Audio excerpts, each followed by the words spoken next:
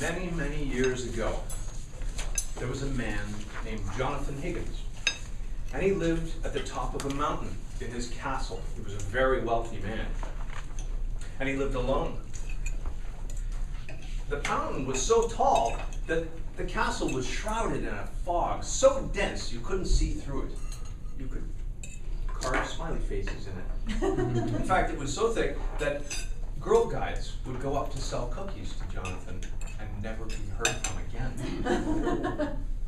Young women seeking a better life with Jonathan's wealth also went into the fog and were never seen again. However, there was one woman who made it through the fog. Agatha. Agatha, at a young age, lost her arm in a freak meat grinding accident. I'm taking several hundred liberties with this story. The original was quite boring. Her parents, wealthy at the time, replaced her arm with one made of solid gold. And she took great pride in this arm, but over time her parents lost their wealth. And regardless, she refused to part with that golden arm.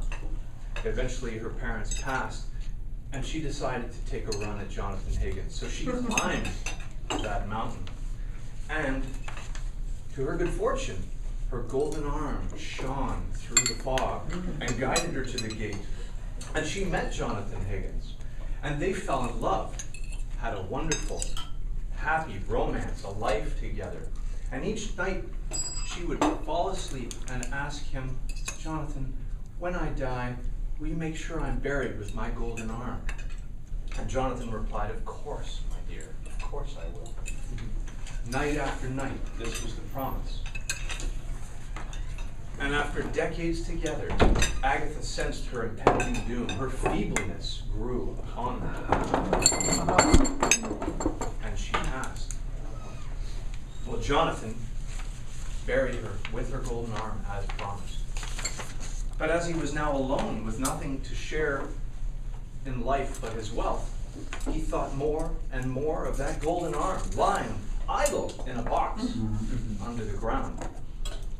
Eventually, his thoughts of that arm consumed him. It became an obsession, and he woke one night, grabbed his shovel, went down the mountain, and began to dig.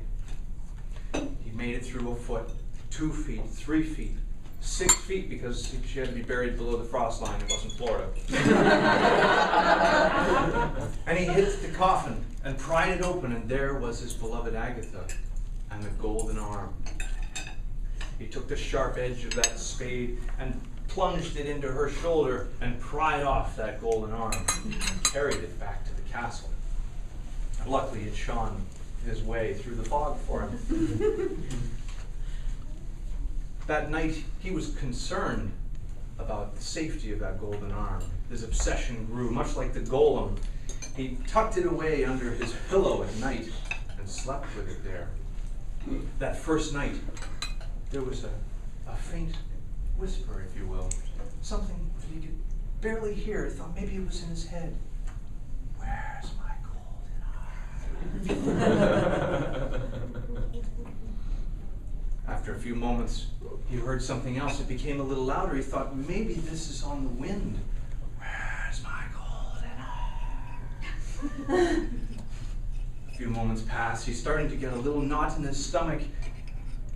And he hears it again. It becomes more of a voice. "Who has my golden arm?" "You do!" And with that, Jonathan died of fright. Not a toast man.